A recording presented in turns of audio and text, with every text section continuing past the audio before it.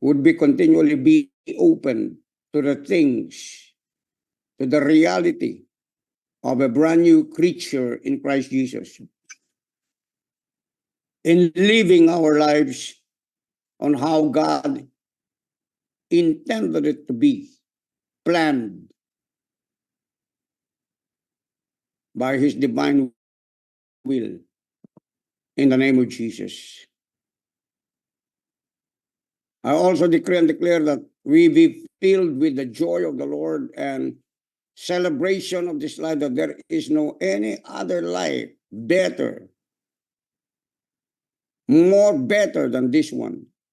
But each and every one of us would continually be able to navigate whatever you are going through and whatever or wherever you will be in this life, kahit saan kayo mapunta.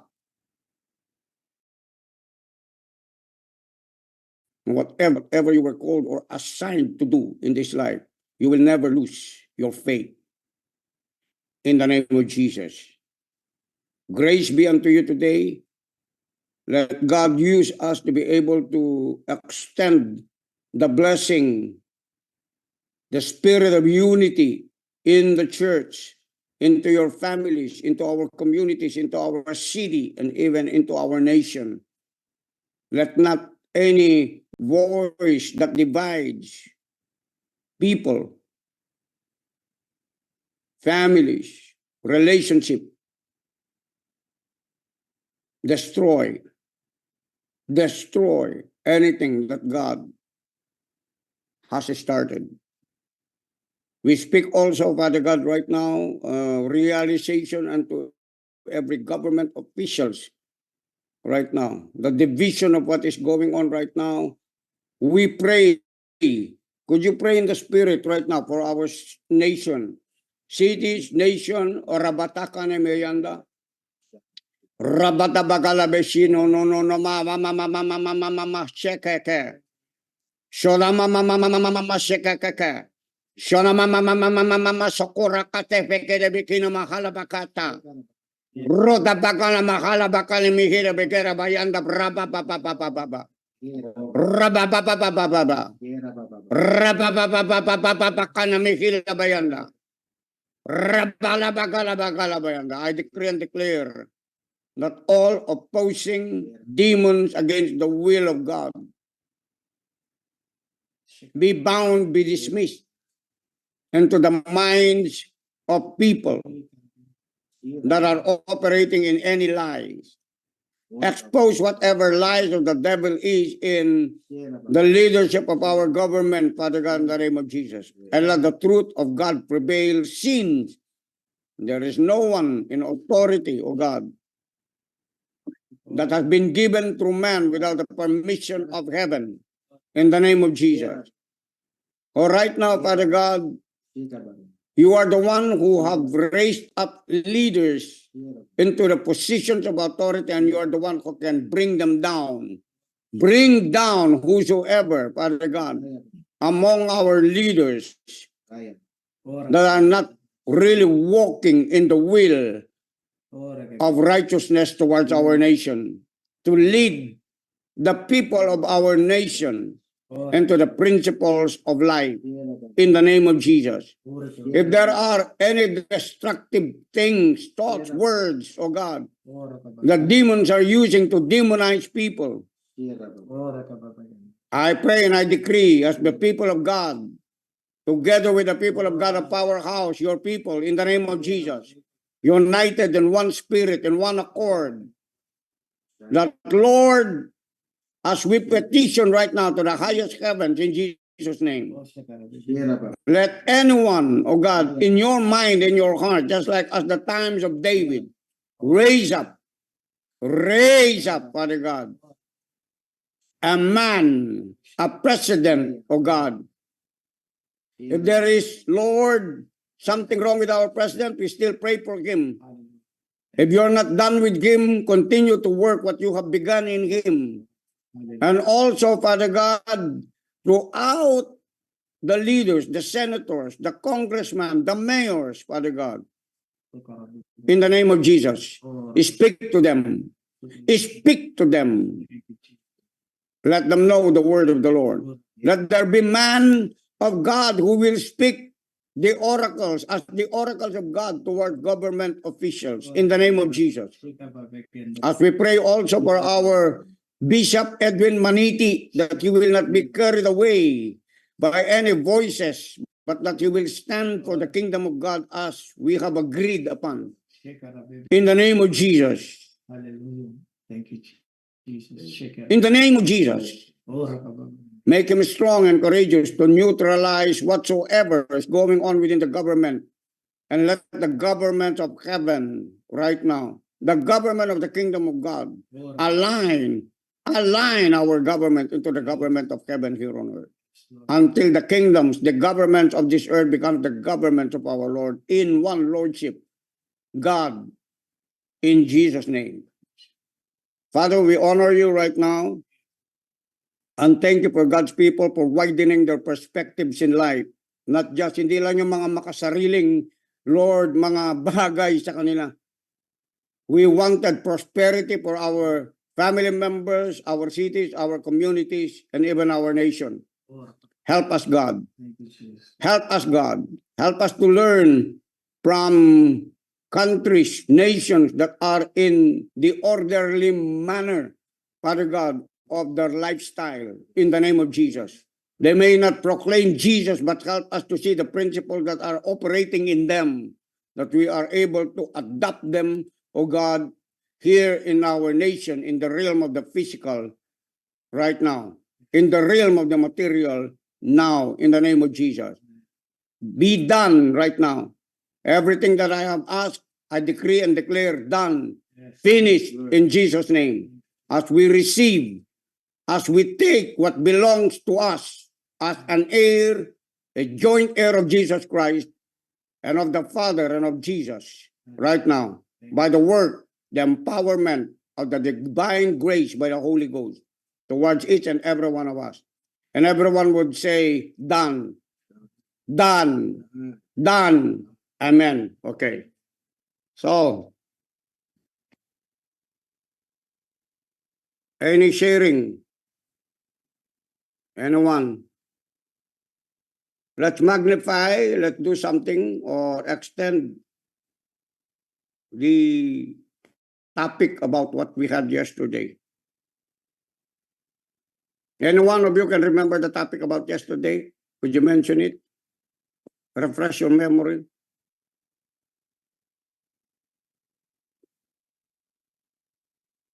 Humility. Huh? Humility po, Bishop. Ano daw sinabi? Humility. Humility po. Yeah. Humility. What more? The prodigal son. The prodigal son. Operating in the spirit of humility. Amen. That's very good. Okay, come on, share. Come on, share. Don't be afraid to share. All of what you're saying is true. All of what you're saying is good. All of what, if we connect them together, okay, you're part of the connection. So there is nothing wrong in what you're saying. So don't be afraid. Don't be intimidated. Amen. This is a place of what we call conversation of a family, a kingdom family. Amen. I'm not the boss here. Amen. It's just it happened that I am set in the office in a position to navigate, okay, the spiritual conversation right now. Okay, ano pa po? Sina Rema, sina John, sina Che, sina Te, anong nare-receive nyo dyan? Wala yung mga litrato ninyo.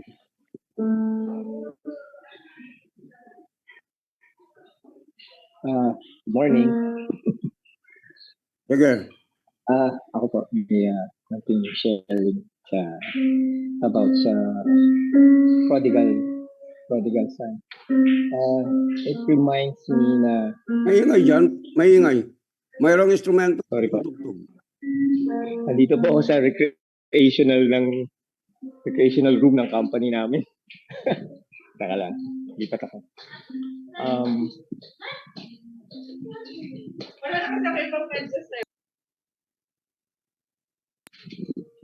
Dito medyo tahimik. Yun. Yeah, with regards to, good morning again. With regards to prodigal son, it reminds me of every time na natatakot ako. It reminds me na all I have to do is go back to God. Every time. I should not shy away na kasi I failed Him or something like that. Perfect example was yesterday. Na-test kagad yung yung prodigal son na prodigal son in me, na-test kagad. Kasi past Donnie was asking me to go with him sa Makapagal. 4 p.m. po yun. Wala pa po akong tulog. So, that was around past 12 or before lunch. He messaged me, bro, pwede ka ba mamaya? Saan? Sabi ko. Sabi niya, sa Makapagal. I remember it was Wednesday. O nga pala, may Makapagal every Wednesday. Sabi ko, okay lang, sige. Sabi ko, kasi I was expecting na 4 p.m. So, okay pa. I have enough time. Tapos sinabi niya na, bro, 3 p.m. dapat prepared ka na. Nasa 12:30 na yon. So, para, teka, hindi pa ako natutulog, hindi pa ako. So, my flesh, hindi talaga kaya. So, sinabi ko na sa kanya na, bro, I can't. I'm sorry, but not today. Hindi ko pa kaya yung biglaan na gano'n na isasabak mo kagad yung sarili mo by spirit and then everything will follow. Yung physicality mo will follow. Sabi ko, I'm sorry because hindi ko pa kaya yung gano'n. And then, but deep inside, I was already struggling na I failed because it's not supposed to be that way. Kasi dapat lagi tayong ready. Yun yung ano natin eh. Yun yung pinag-aaralan natin, yun yung inaaral natin sa Powerhouse na anytime we should be ready for anything. Whether it's your own battle or battle ng iba, we pray for them, yung mga ganon. And yun, yesterday was to be honest, it was very painful na I failed. And then, I was praying, Lord, gusto kong bumawi. Then give me something to hold on na to ease the pain. Kasi it's very painful for me na hindi ko ginawa yung pinapagawa ni God. And then yun, ano sa akin yung prodigal son na yung failure nandyan. Pero yung bouncing back, dun dapat ako mag-focus. Kasi it failed already. Hindi ko na kaya, hindi ko na mababalik yun. So it reminded me na prodigal son na all you have to do is go back to God. All you have to do is to pray to Him. Balik loob lang. Parang ganun. We fail, then we just need to bounce back. Sabi nga, we fall 7 times, you got get back at 8. So yun, parang every time na we feel na we fail God, yung mga ganun, all we have to do is bounce back. Refocus. Forget about kung saan tayo nag-fail. Then we go back on track. And then, yun, everything, kasi expect na naman ni God yun eh.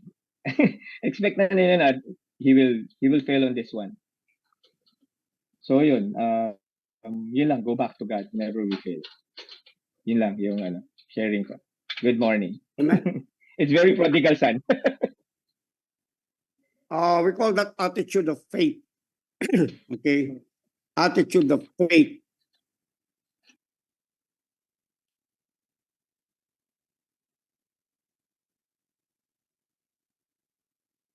Okay, so if there is something within your mind concerning your failure, of course, it is always our failure.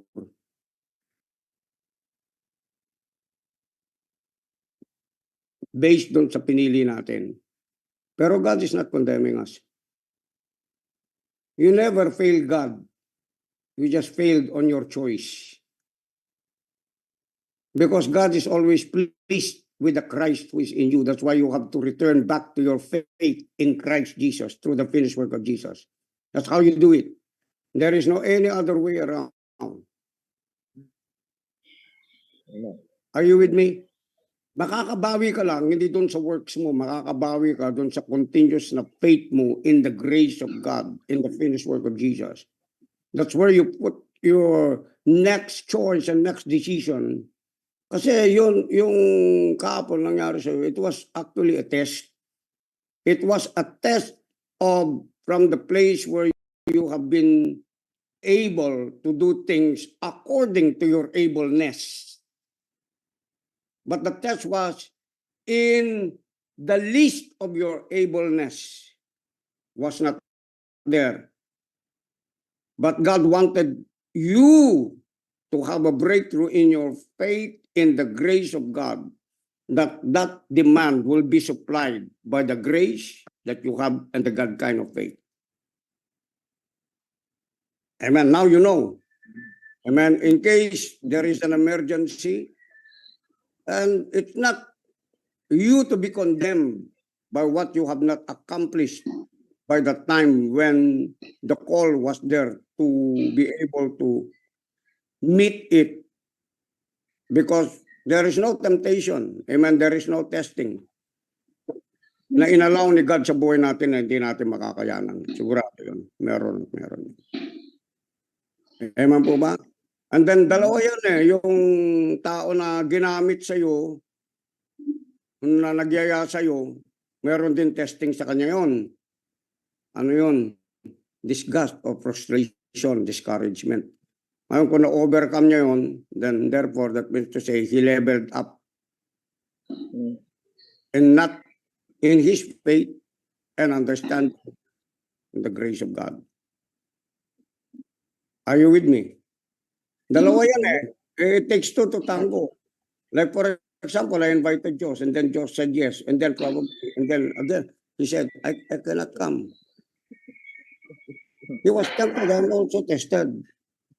Are you listening? Because he agreed together with me. And then in my frustration, if I will allow frustration, it could cause me offense towards him. Pambihira naman, mag-agree na. Tapos ngayon, hindi mo pala darating. You see? If you're not careful with your words, so both sides, amen. Are you listening? That's what relationship is all about. We thought it's only you that was tested. No, even the one who called you was tested. That was Pas Dolly. Who's that? Pas Dolly. Was, ah? He's the one who invited me.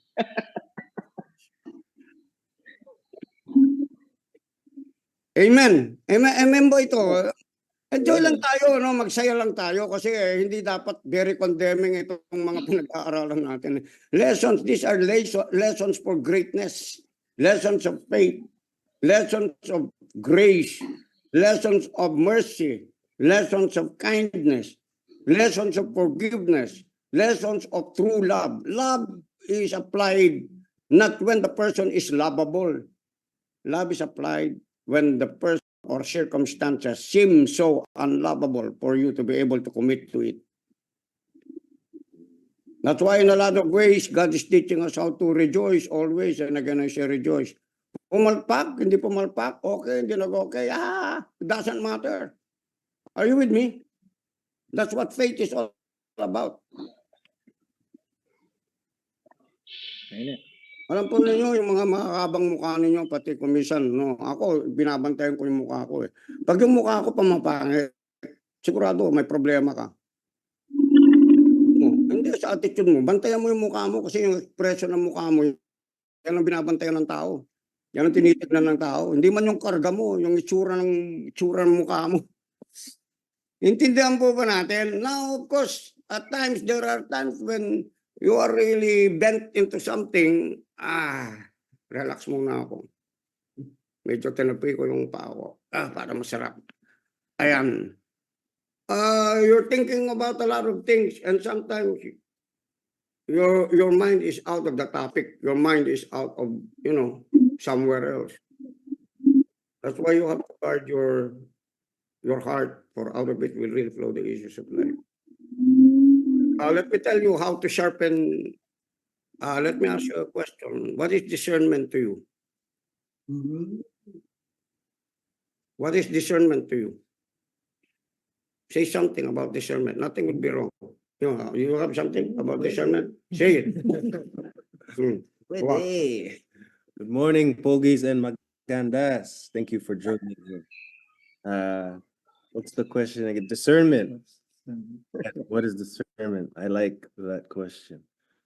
From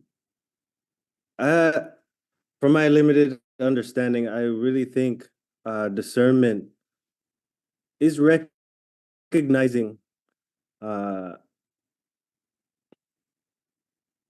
spirit and Recognizing what? this more, how do you, recognizing spiritual atmosphere, diba?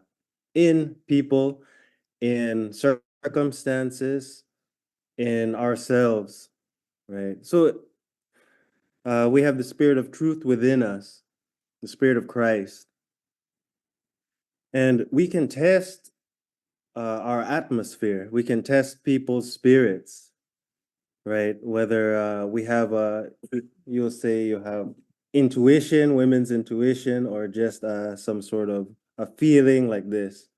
Usually our spirit is warning us and telling us things. When we encounter certain situations, we have you'll say you have a discerning, maybe a separation of what is going on. So for me, that's how I would speak about it is when your spirit is recognizing something, and whether we choose to use our discernment or not is up to us, but usually we have we feel it in the air. We know something, we should or should not do something, the spirit is speaking to you. So that yun lang, is that how you say? Talk. That's what I came to my mind is how do you even know or use your discernment? You have to encounter a situation where you're sensing something other than your own wisdom there, and you cannot really put words to it, but it's the spirit of truth in us cutting away the lies in our atmosphere, if that makes sense. I really believe that as it says in the Bible, we have the spirit of truth in us. Our Father is God, and the Father of the world, when he lies, he speaks his native tongue. So it's really a battle with the truth in us and the lies within the world. So when we can recognize lies, our spirit recognizes the spirit of the world, and you're able to choose, or you're able to defend yourself like that. So discerning, diba? Yeah. Oh, you're done? Yeah. Sakara bababayanda. Do you think I discern that he's done? Woo! Hallelujah! Maganda yun ang malalim, pero kailangan aware din tayo kasi pag lumalalim, di ba yung mga taong nalulunod, minsan hindi nila alam malalim, nalulunod sila, di ba? Ang nangyari, when you begin to not recognize that it's deep, okay, and you're drowning, there's a tendency to panic. Amen. And people get drowned not because they don't know how to swim. Wait. They drown because they panic. Okay.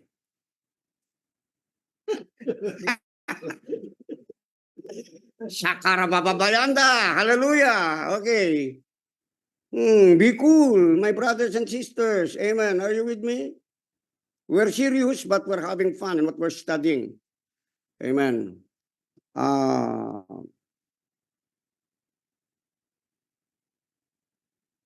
When we were young, we were taught how to do errands for our parents. And there are two things that happen that has developed us even in the now. If you have done errands out of resentment, when you were told to do errands. If you haven't dealt with that, you will carry it until you're old. By the word of God, you have to transform. Naintindihan ba natin? Hello? That's why I see even a lot of us, a lot of you, and even my relatives, okay, my cousins who have been in that kind of predicament and that premise from the past. You have to trace it from your past. When you were young, what kind of really of attitude do you have when you were told to do something, to do an errands for somebody else? Probably it has affected your attitude. Are you listening to me? Amen. That's how you pick up things from your spirit. Because discernment is not just feeling something wrong or right, although it is. It has a part of it. But the use of discernment is that you become skillful of knowing what is untasteful or tasteful, what is bitter and what is sweet. Yeah. Okay, that's what Hebrews chapter 5 verse 14 is saying. Now, in your movement today of your mind, whenever you think and before you speak, okay, you have to watch really what your thoughts are saying to you. Where is these thoughts coming from? That's how you guard your heart, for out of it flows the issues of life. Because your heart carries your thoughts that has an issue. Are you listening? Your thoughts are carrying something that has an issue from your heart. And the Bible says that above all else, your heart is deceitful. That was in the old. And even in the new, although we have been given a brand new heart of flesh and a brand new spirit, still there is something within the program of your mind, not in your spirit, but in the program of your mind that is getting you attached to it unknowingly, that operates in your life, that without the discernment of the Spirit of God, you wouldn't be able to recognize it. You could go on as a born-again believer, but haven't dealt with that. It's just because you don't know and understand about it. That's why understanding is very important. It's not just reading the Word of God and have a lot of words of God that you read. No, it's not about that. It is understanding what you read. And you need the Holy Spirit to take that, to get that, for you to be able to know if what you're sensing is really true, accurate, or not.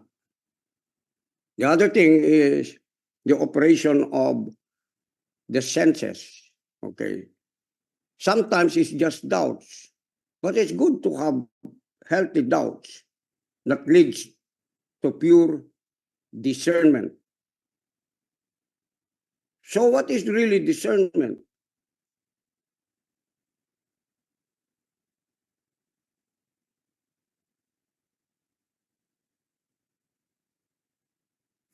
There are two people who answered in the chat box. Maybe you can ask them to expound. That's why I'm asking, my dear sister, I'm asking right now, what is discernment?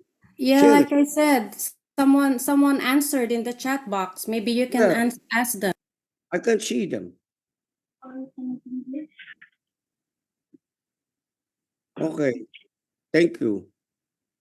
Who's that? Okay. Please answer lang.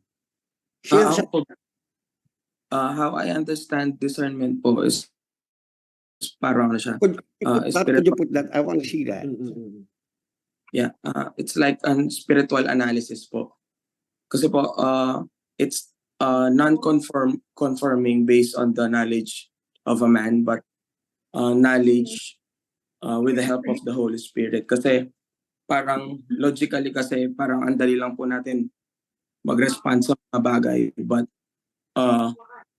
discernment that is coming from the Holy Spirit is like pag gagawin mo, you know that the fruit of the Holy Spirit will, pag inaksyonan mo siya or parang may ginawa ka after you discern it po.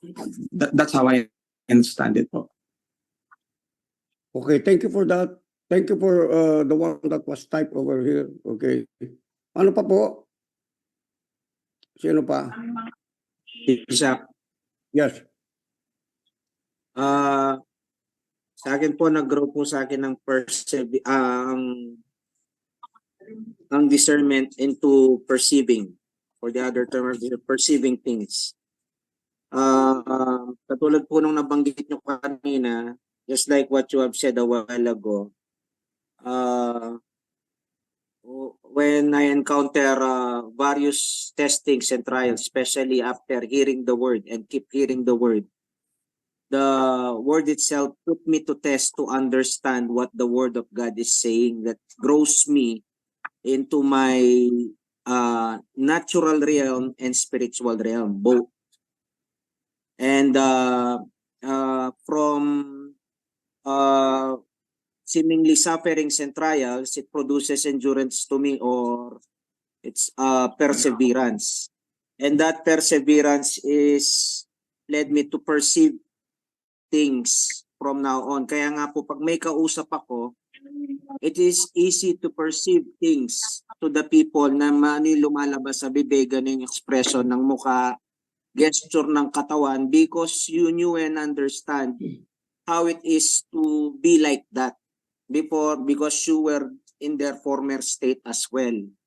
So, in my knowing through time, when I began to know Christ, as I was being mentored, ganun po ako nag-grow sa maturity to perceive and discern things. Even to the point, because of the knowing and hearing the word of God and studying the word by the revelation of the Spirit of the Lord, it helped me a lot to discern even times and seasons. Kasi lalo na may pinakikinggan din po ako mentor, di ba? So nag-observe din po ako. From the observation, I begin to observe even what my mentor is observing, to the point saan direction papunta. From my family, ganyan din po. Marami pong bagay yon. So for me, discernment is perseverance and perceiving things. And yun po ang nag-grow sa akin. My definition right now of discernment. Salamat po, Bishop. Okay, thank you for those good words, no? Kasi discernment is this. All what you said, you put it together. What do you do about what you discern? Because discernment is not just feeling something, looking at things, and hearing things. Because our ear gauge and our interpretation about things are not all the same. You may perceive something, but if you perceive something, it could turn into something that could be negative to you and be devastating and lead to chaos or lead to confusion. But it's still discernment. But the true discernment is getting through the outcome of what it could become to what you have perceived. So perception is just one thing. But knowing what to do with what you have perceived is you get into it and see the outcome of what you have perceived, because God is communicating a message. Are you getting me? Hindi ibig sabihin nakita mo ganon. O hindi ibig sabihin mo, no, na-perceive mo ganito na yun. Hindi, tinuturuan pa rin tayo ng Panginoon. Okay, you see that. It's negative. And then you check on a background. You check on the atmosphere, you check on people. It's not that it's making you feel bad about the person, but what is your role towards the person and what you have perceived him to be?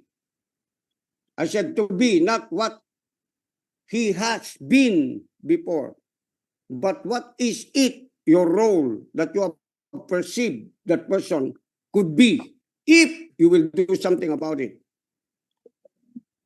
Nakukuha ba natin ito? At times you pray, at times you do not. You just perceive it. And then what happened is that you concluded something in the life of a person or in the life of a circumstance or a situation or a condition of a life of a person or probably an atmosphere. But deeper than that, God is wanting you to see through. Amen. Seeing through what is my role so that the outcome of what I'm seeing right now, though it's negative, it could turn into positive. Nakuha po ba natin? Like for example, yung meeting kahapon, no? Yung meeting kahapon doon sa church. Mga leaders yun, nagmi-meeting. So, they called me to pray. But the Spirit of God is saying, don't just pray. Exhort, teach. So I shared something about what it should be. Kasi nadidivide yung nation natin. Kaya pinapaalam ko ito kung sino man yung nakapag-attend ng meeting para alam nyo. Alam kong alam nyo. Okay, pero mas maganda rin nakarinig kayo. Amen? So ngayon, i-impart ko ngayon sa inyo ito dahil narinig ko. Okay? About yung nangyari sa gobyerno natin. But God is saying, in my senses, 5 senses, it's saying, this is negative. But the reason why we have the Word of God is for us to be able to neutralize negativity, to form it into the perfect will of God so that God could intervene in a negative situation, in a negative case, in a negative condition. So it has something to do with what I am about to pray. Amen. Because if I am praying without a promise from God, I did not do any prayer at all for the intervention of God for certain things to happen that would be able to elevate the condition of our nation or even the leaders that are sitting right there. What is important to me is that it's not only my presence, but the presence of God and the presence of the Holy Spirit in intervening on behalf of my prayer. Are you listening to me? That is the role of the prophetic church. Kaya nga kung walang prophetic church, wala. You're just perceiving something tapos negative. Wala, puro ganito na lang. No, you have a role. Are you with me? You have a role. Kaya nga sa pamilya, halimbawa, yung pinag-aaralan natin ito, this is not just some kind of regular Bible study talking about the condition of what you wanted to be blessed and gain more. No, I'm talking now about our responsibility as prophetic people in this age. Because we are the ones who are preparing for the coming of Christ. Are you listening to me? Amen. Prophets prepared the coming of Jesus. He prepared the coming of the Word. They prepared the coming back of Jesus. That's why the Elijah type of spirit, the prophetic kind of spirit is being prepared right now in the church. I hope you understand where I'm coming from. I pray you mature in this. Intindihan po ba natin? Kaya nga halimbawa, yung dapat ang ano sa atin, to the point, pag nag-mature tayo, meron na kayong binabantayan ng mga communities, meron kayong binabantayan ng mga pamilya, meron kayong mga binabantayan ng mga cities, meron na kayong binabantayan ng mga provinces, meron tayong binabantayan ng mga nations. Ganyan ang gustong mangyari sa inyo ng Panginoon. Are you listening to me? It's not just attending church, doing praise and worship ministry, doing this like this, tagawalis. No, you are improving from that, from the word that you are taking from me as a mandate that really comes from God. Because without prophecy, without prophetic spirit, there will be no instruction, direction that really comes from God to the church. Are you listening? Amen. Ngayon, ito, bakit kailangan i-involve ko yung praise and worship? Bakit kailangan ma-involve tayo sa ganito? Kasi dapat lang na ma-involve tayo. Bakit? Para ma-feel natin yung responsibility. Not feeling the responsibility through your 5 senses, but out of discernment for the outcome. Are you seeing me? For the outcome. For the outcome of this. Amen. Lalo na palabas tayo, pupunta tayo doon sa mga lugar-lugar. It's good that we have one mind. It's good that we have one mind, one heart, one vision, one mission of caring. Who's that? Please.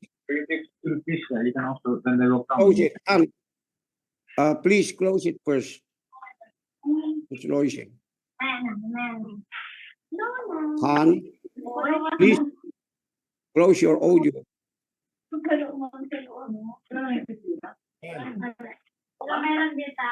Yan, your microphone is on.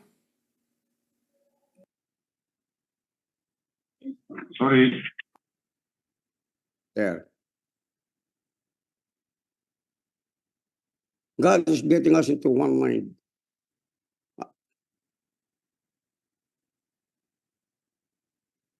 Okay, are you hearing what I'm saying? So perception has something to do with what you do in conception to what you are perceiving. How do you steward it? How do you take care of it? How do you watch it in your heart grow? How do you see the purpose of it? How do you see and how do you, if you see the purpose, then therefore you could even evaluate on how to be able to move in an intentional manner of doing it under the perfect will of God.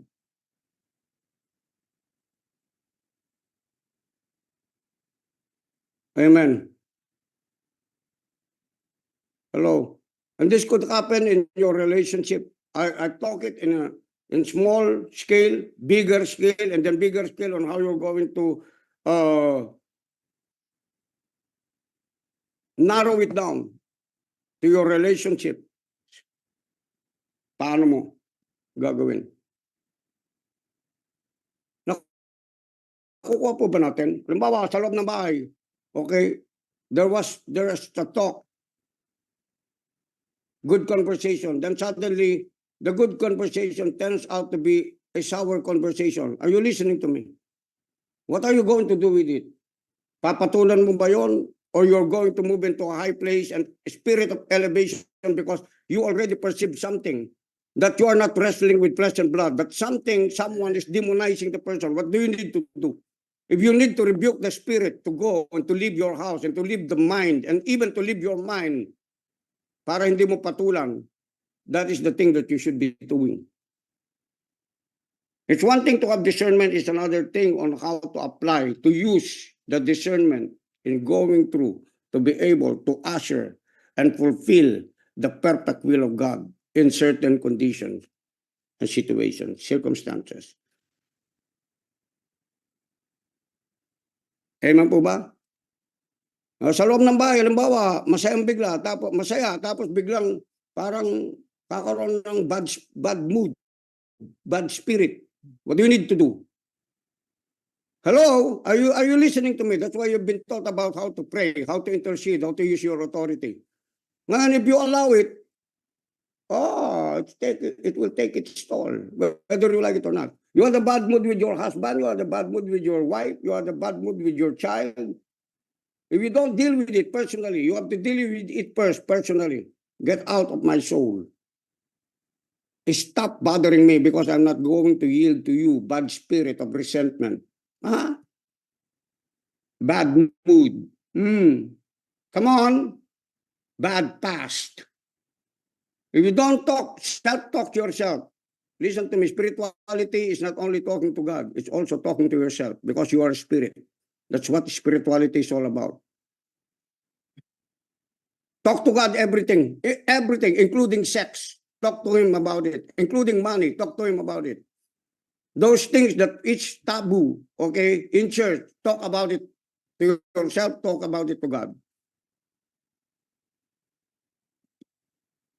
When you're thinking about something that's leading you to guilt and condemnation, that's not of God. Why? Why? Because all of the penalties that's supposed to be a person should be having because of his sin from his past.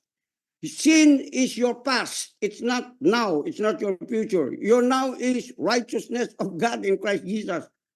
Are you listening, guys? Woo!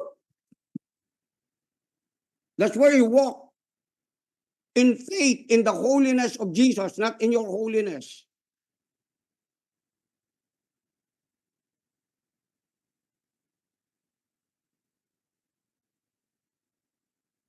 You know what discernment also will do? It will take you out of the realm of emotions. Yeah. Now, I'm telling you, okay, let's ask this question right now. Let me raise this question. Does God operate in emotions? Does God operate in emotions? God could wipe out a generation without feeling anything, without feeling any guilt. Did he do? Yes, he did. Does God operate in emotions when it's time for your parent to go and he knows it? Sooner or later, it will be good for you, no matter how you cry, no matter how you weep, no matter how you feel, no matter how you're traumatized. No, it doesn't mean to say God doesn't have an emotion, he's not caring. No, he cares by faith. I said he cares by faith. Why? Because he knows what to do. He knows what will be the outcome of what has taken away from you. And that is the way of study. That is the way on how he will teach you how to come out of it. Ganun pala yun. Kaya pala nangyari sa akin yun. Sa akin, hindi ko masakyan kasi feeling ko ganito. Kasi akala ko hindi na matatapos. Alam mo, tapos na eh. Nangyari na. Pero bakit hindi natatapos? Because it's lingering in your mind. It's still connected in your soul. It's still entangled in your soul that you have something to do to severely cut it out of your soul by the outcome of what you discern and perceive that is going to happen. If you're perceiving and discerning something and it's leading you to something from your thoughts that is not of God to destroy you, to commit suicide, immediately stop it. That's what discernment is all about.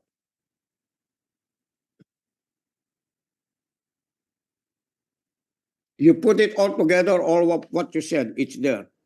That is the ingredient, the component, the chemistry of what I'm talking about in one word, discernment.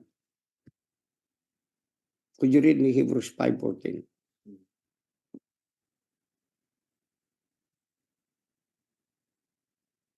Sabi mo nga, woo, thank Lord. Thank you, Lord, I'm growing. Say it. Say it with your mouth. Thank you, Lord, I'm growing. It's time for us, people of God, to start to do things that are not simple, but complicated and complexity because man is complex right now. We need to understand how God moves. Not how man moves only, but how God moves.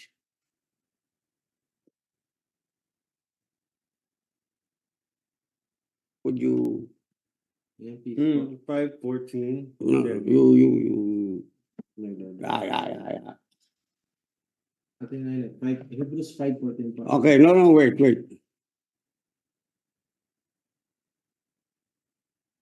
Okay, Hebrews chapter 5, verse 11. We have much to say about this, but it is hard to make it clear to you because you no longer try to understand. Okay?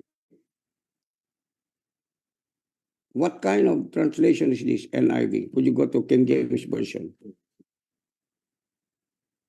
King James Version, please read it. Hebrews chapter 5, please. King James Version. Mm.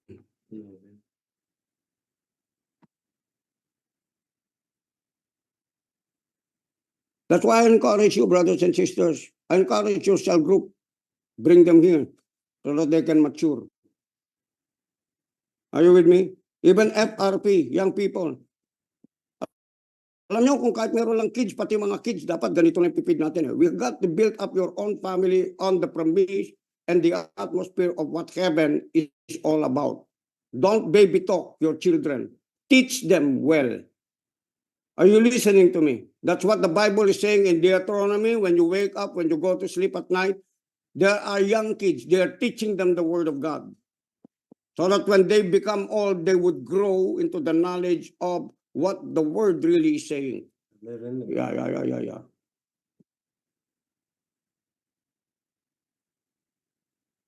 Okay, verse 11, sabi niya rito, of whom we have many things to say and hard to be uttered. Seeing ye are dull of hearing. Okay? We are dull of hearing. What does it mean to be dull of hearing? Dull in our understanding. Spiritual things.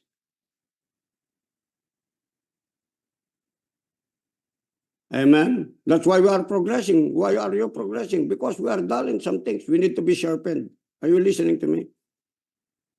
Probably yung mga itak nyo, mapurol na. Tsaka ka doing the same thing, declaring the same thing over and over and over. You need to sharpen it. Are you listening to me? That's why even when you're getting older, like for example, sa akin, I'm getting, people see me, he's already 64 years old. Nakikita nila yung mga, no, unknowingly, young people, listen to me, sooner or later you're getting older. But what are you doing now? Okay, that you can discern from what you are studying now and learning now. What can you discern in your future? That's part of discernment. Would you be the same person now, like the world? No, you won't. You are now 40 years in advance because of my age, teaching you. How about the realm of the spirit?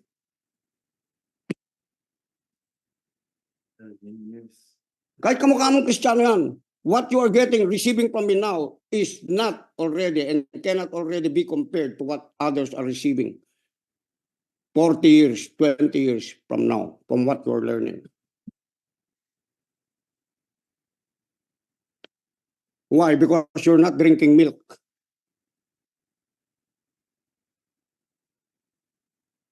You're eating cows and carabaos. You're eating giraffes. You're eating elephants. You're eating dinosaurs. You're swallowing them. Are you listening? That's why Christ, what did the Bible say about Jesus? He swallowed death.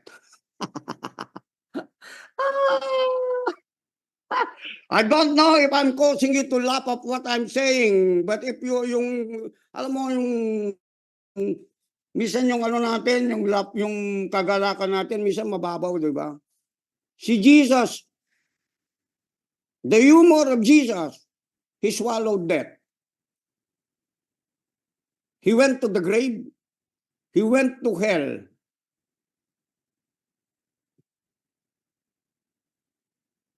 Dapat yun ang nakakatawa sa atin kasi imagine mo yung lordship ni Jesus nasa iyo, ganun ang ginawa niya. Kaya nga pagdating ng trouble, ba't maraming mga Kristiyano iyak ng iyak? Lord, kung alam mo lang yung pinagdadaanan ko, sabi ni Lord, ayaw ka man pakinggan ni Lord kasi bakit? Sabi ni Lord, di mo nakikita, wala kang discernment. Yun lang discernment. Yung nadi-discern mo nung ginawa ni Jesus para sa iyo, wala mang kwenta ito.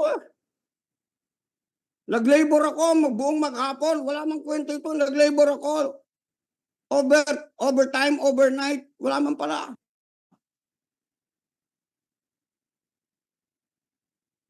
Jesus swallowed death for your victory. Na kahit death ang kaharap mo, you would not be intimidated, neither fear, because you know by the virtue of what God says, Jesus swallowed death. The tomb is empty. Jesus resurrected from the grave. I am now experiencing resurrection life and resurrection power. Ngayon pa lang, immortal ka na. Even by now, you should consider yourself, you are an immortal human being. Tama?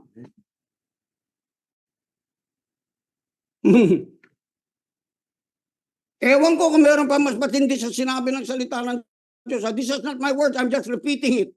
I'm just repeating it to you. You are an heir, you are a joint heir of Jesus Christ. You are an heir of God, an heir, joint heir of Jesus.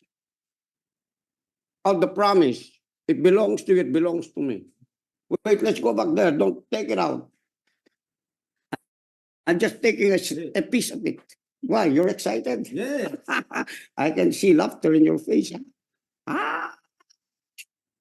Hallelujah. Okay. Now, let's move. Where's it? Hebrews 5. Hebrews 5. Sige. Ay. 12. 4 when? Diba? Yeah, it's still. Okay.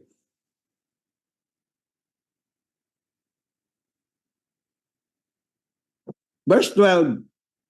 For when the time you ought to be teachers. Okay, listen carefully to this. All of you are listening now. And if you've been listening 6 months, 1 year. For the time you ought to be teachers, dapat tagapagturo na daw po tayo. You have need that one teach you again. You have need of one. You have need of me to teach you again. You have need of one. Are you listening to me? You have need of one mature more than you to teach you again.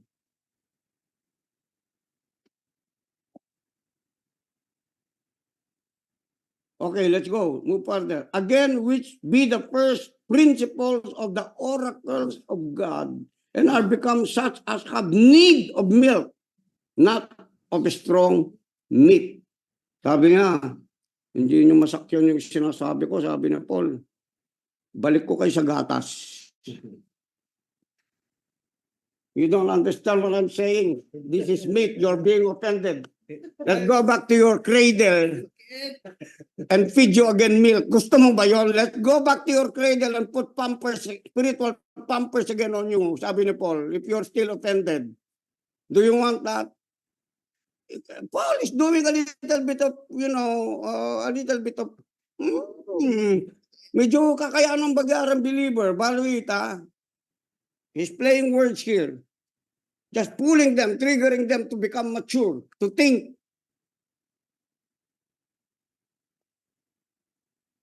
Sabi niya rito, and become such as I have need of milk, not of strong meat. Verse 13, for everyone that uses milk,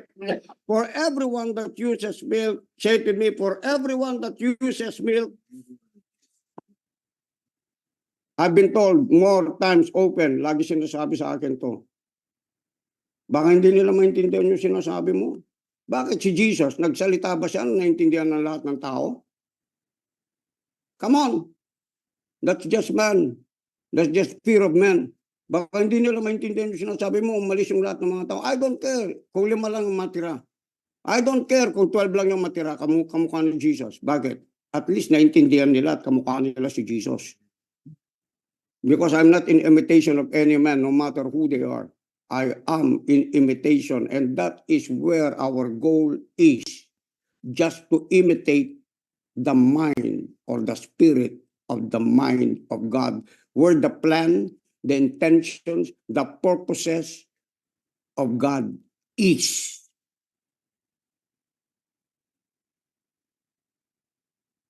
Hello? Woo! For everyone that uses milk is unskillful in the word of righteousness. Unskillful in the word of righteousness.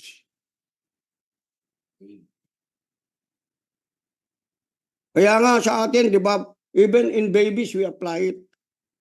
Don't talk to your baby that way. She can't understand it. Baby talk him, baby talk her.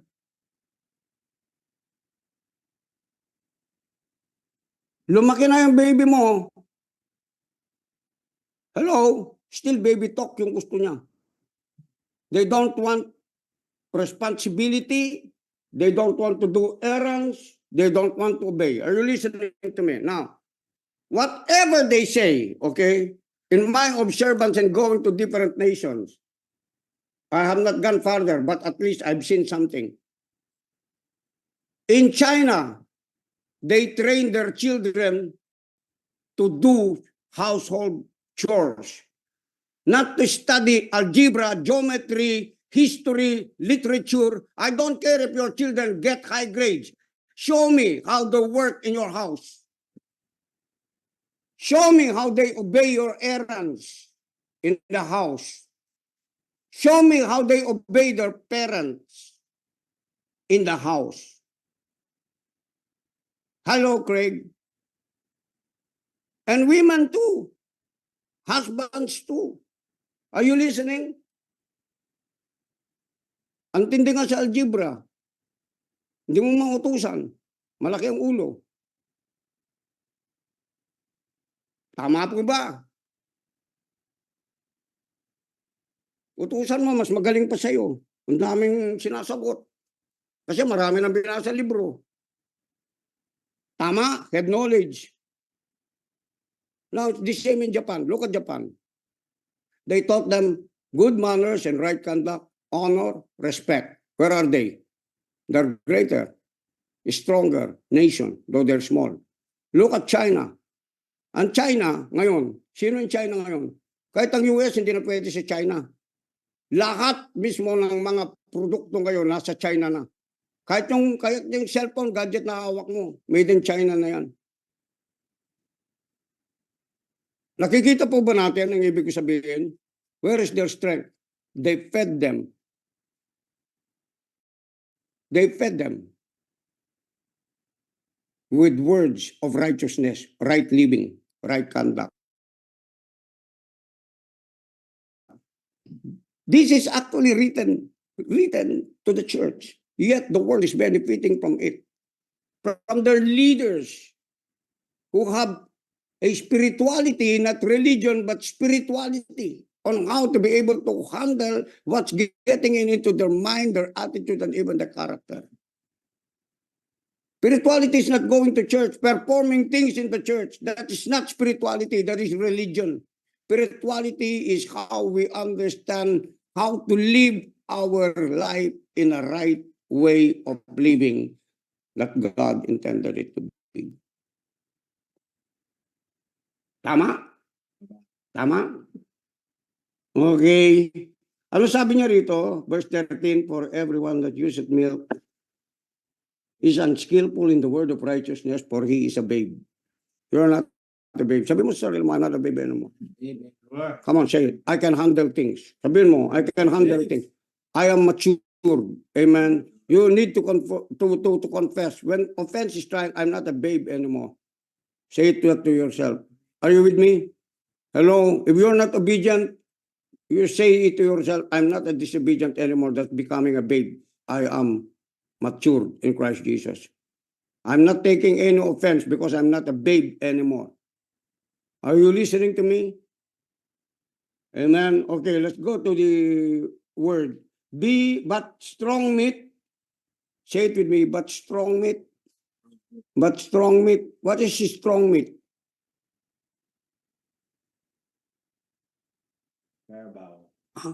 Carabao.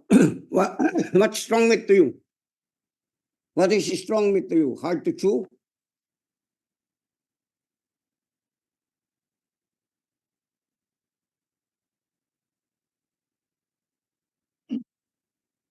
Amen. My sister is laughing. Maybe she's chewing a lot of meat, steak. No, I was just saying, we're not babes anymore, but I'm still a babe. I want to be a babe. I'm a wise babe, an old wise babe. Okay? Okay? Hallelujah. Hallelujah. Did you know that you could, listen to me, that there is a combination of maturity and being not childish but childlike. As I'm getting older, okay, mature in the realm of understanding, I'm more playful. Not prayerful, but playful. Playful. Because I know how to put myself and to put people in the play that I'm doing. That is spirituality, my brothers and sisters. Are you listening? Hello? When you become playful, that's spirituality, yet there is sense in something that you're saying. They could find intelligence.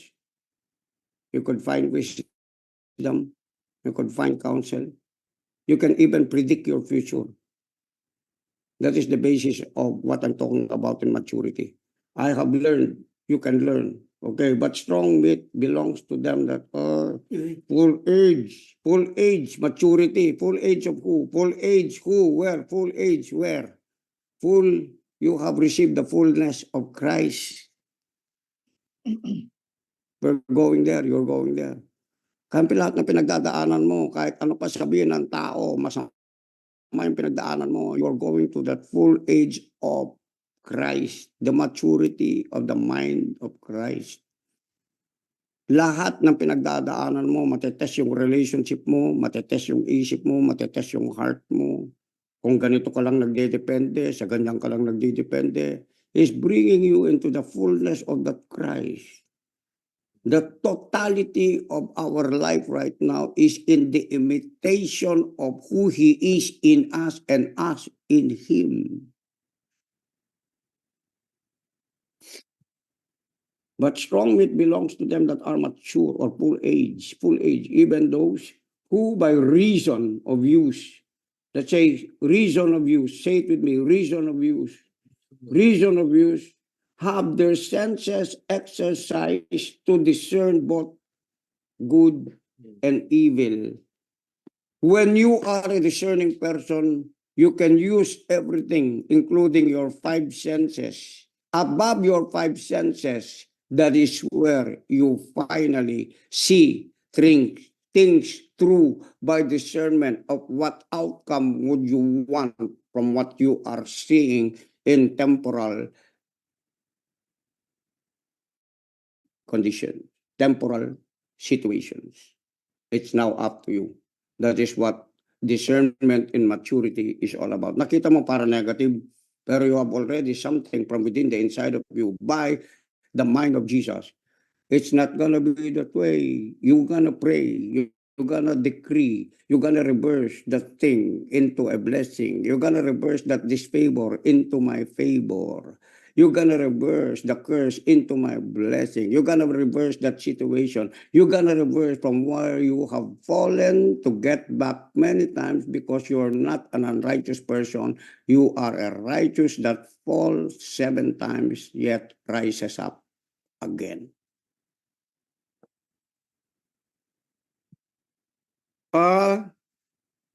It's 8:10. Good days, great days, excellent day to all of you. Na mga mayayaman na mga anak ng Diyos, mga matatalinong anak ng Diyos, mga wise na mga anak ng Diyos, mga anak ng Diyos na puspos ng spiritual knowledge, intelligence, counsel, mula langit hanggang lupa, mula lupa hanggang langit.